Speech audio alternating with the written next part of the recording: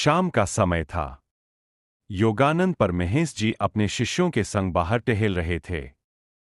तभी वे रुके और सूरज की ओर देखते हुए बोले, ढलते सूरज के रंग को देखो तो कैसी अद्भुत लालिमा है उसमें। अच्छा बताओ, उगते सूरज का रंग कैसा होता है? एक शिष्य बोला, गुरुदेव, वह भी इसी प्रकार सौम्यता भरी लाली से लबालब होता है। योगानंद जी मुस्कुरा दिए और कहने लगे, बिल्कुल सही। यही बात एक साधक की व्यवहार शैली से भी झलकनी चाहिए।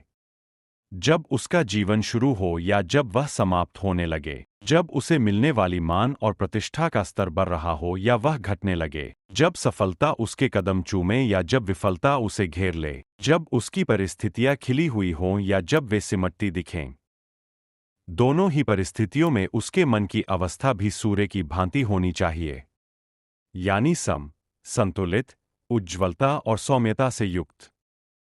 ऐसा व्यवहार उस साधक का अपने इष्ट में पूर्ण समर्पण दर्शाता है, जो कि निःसंदेह अध्यात्म पथ पर उसकी प्रगति का सूचक है।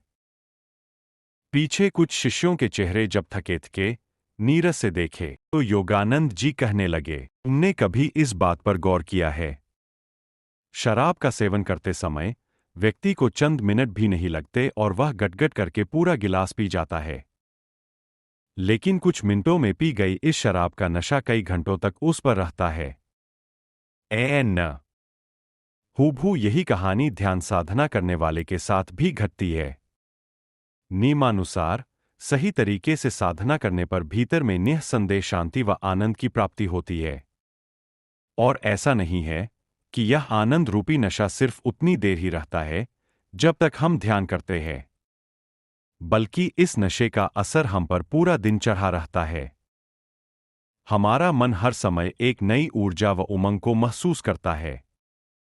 सारी भागदौड़ के बीच में भी हम शांत चित्त से और बेहतर ढंग से अपने कार्यों को अंजाम दे पाते हैं।